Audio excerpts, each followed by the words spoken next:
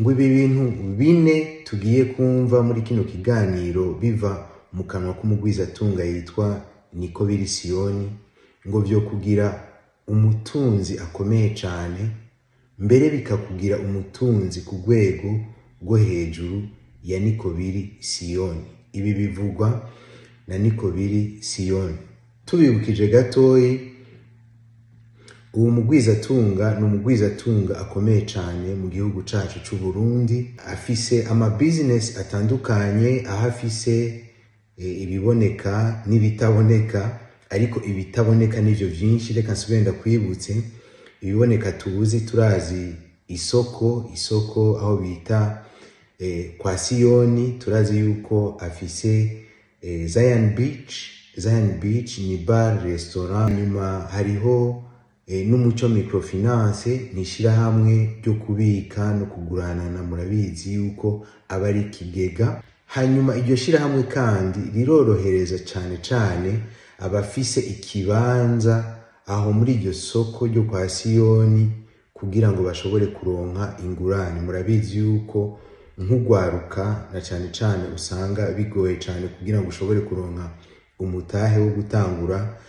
no kugira ngo ushobore kuronka ico kibanza murazi yuko bigoye. Ariko ku bantu basanzwe bafise ico kibanza mu isoko kwa Siyoni, ngo baragikoresha nka garanti kugira ngo bashobore kubaha ingurane muri microfinance, umuco microfinance. Rero novuga yuko uwo mugwizatunga afise n'ayandi ma business menshi dusanzwe tutabona. Muribuka mu gihe giheze yaratanze ibihumbi 10 by'amadolari igihe bariko barashiramo imitahe mu iyubakwa ry'isoko nkuru ya Bujumbura. Iryo soko rikaba ririko rubakwa na groupe yitwa Ubaka Nation Group irongowe na Fabrice, kandi ubu ibikorwa bikaba byaramaze gutangura. Bamubajije rero ikintu gikomeye cyane, bamubajije ati mbega nirihe banga wakoresheje kugira ngo ushobore gushika kuri uru rwego ushobora kuba ushitse ko uyu munsi?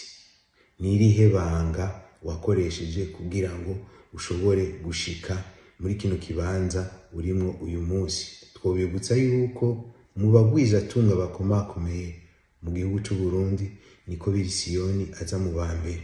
Hanyuma rero reka twumvirize inyishu yatanze, hanyuma turaza kugaruka mu nyuma yiwe gatoyi kugira ngo dushobore kuvugana kuvyo azoba ahejeje kutubwira. Reka twumvirize Nikobiri Siyoni. Hanyuma yambajije neza cyane ngo mbega wageze ngaha gute? Nageze he mbega? Ndubona ko tureha, ndubona ko dusa. Yababeshe rero, je namwe turi kintu kimwe. Kirindu kimwe. Nico gituma ntibize bibatangaze namwe mugerageza mugatangura gukora cyane. Kujya abanyakinama warayibonye yuko murakunda akazi cyane, murakunda akazi cyane gose. Natangaye uyani makartier ubu bose bambaye amakaravati bari mu minsi mikuru, ariko raba mwebwe muri kubikorwa. N'ubu ndazi ko twabagoye kugira ngo tubasabe yuko muze gushigikira imicrofinance. Imicrofinance rero umuco sinibaza yuko ari microfinance isanzwe. Narabasavye ndababwira jewe mvuka mu Kinama, none nta kuntu mugenda gushigikira abanyakinama kugira ngo biteze imbere mu bashigikire, baca barabwira yuko bazobikora. None uyu munsi urabona yuko babikoze. Zize mu maramaze rero mubashigikire, uzobagora mufashe na jewe ndabavugire. Utazoba afise garanti ambwire ndamushigikire kugira ngo bamutoze bamwideye.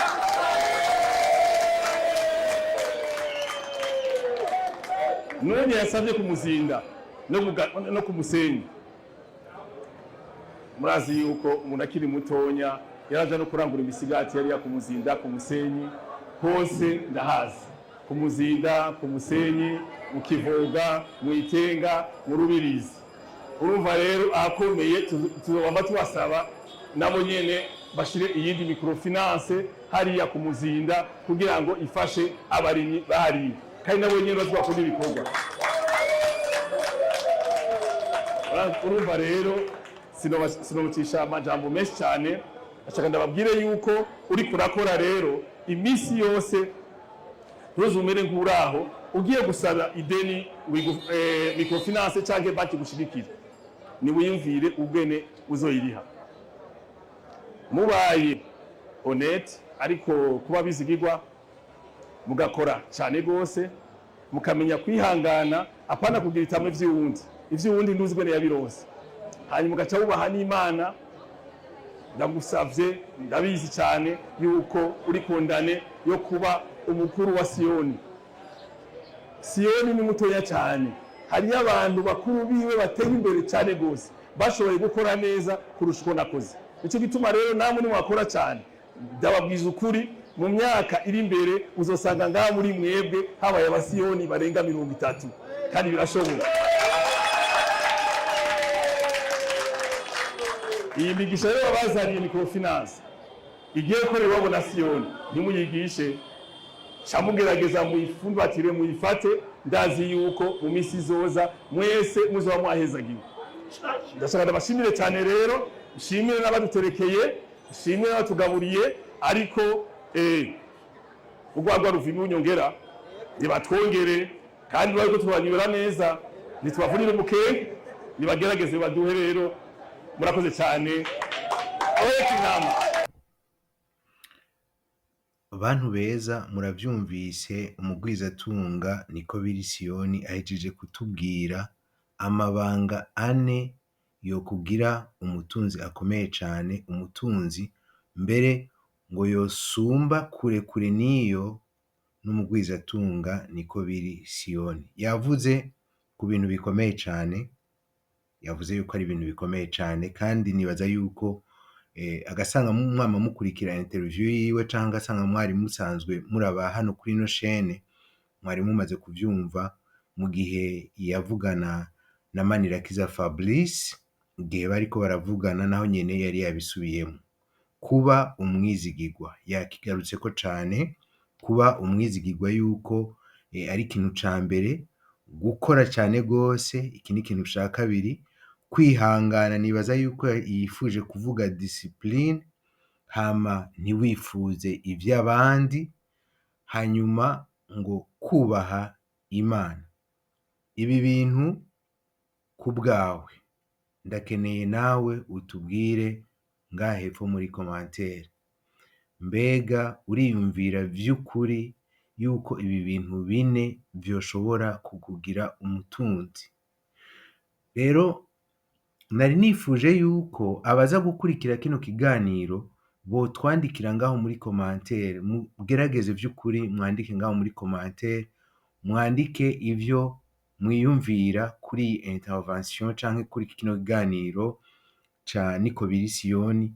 Hanyuma noca ngaruka mu kiganiro ku munsi w'ejo canke ku munsi wa hirya y'ejo, itariki nka 2, kugira ngo dushobore kuvugana canke kugira ngo shobore kuvuga ivyavugiwe ngaho muri commentaire, abazoba bagiye baravuga, abazoba bagiye barandika ku vyumviro vyabo bitandukanye, mbere nawe ukabuzi ayandi mabanga yoshobora gufasha urundi gwaruka kugira ngo rushobore gushika ku iterambere canke ku butunzi, nawe we yatwandikira kugira ngo tuzoce dukoraniriza hamwe ivyo bintu byose muri iyo video, hanyuma tubibashikirize ngaha, kumbure bishobore gushika kure, kumbure bishobore gushikira urundi gwaruka, kumbure nabo bashobore gutoramo ivyo boshobora canke ivyo babona yuko vyoshobora vy'ukuri muri uno mwaka ugiye gutangura w'ibihumbi 2025, kubafasha kugira ngo bashobore gushika hahandi bifuza, kugira ngo bashobore gushika ku butunzi bwabo. Nkaba ndagushimiye cyane gose, God bless you. Ndiza neza yuko ivyo uriko urakora biriko biragenda neza, ndiza neza yuko ugomba uheza umwaka neza kandi witeguriye kuwutangura umwaka wa 2025, uwutangure neza, uzokubere umwaka mwiza, uzokubera umwaka w'amata n'ubuki. Hanyuma ndakwifurije iterambere, ndakwifurije gushika ku vyo wifuza gushikako, ndakwifurije gushika ku butunzi wifuje gushika kuva kera.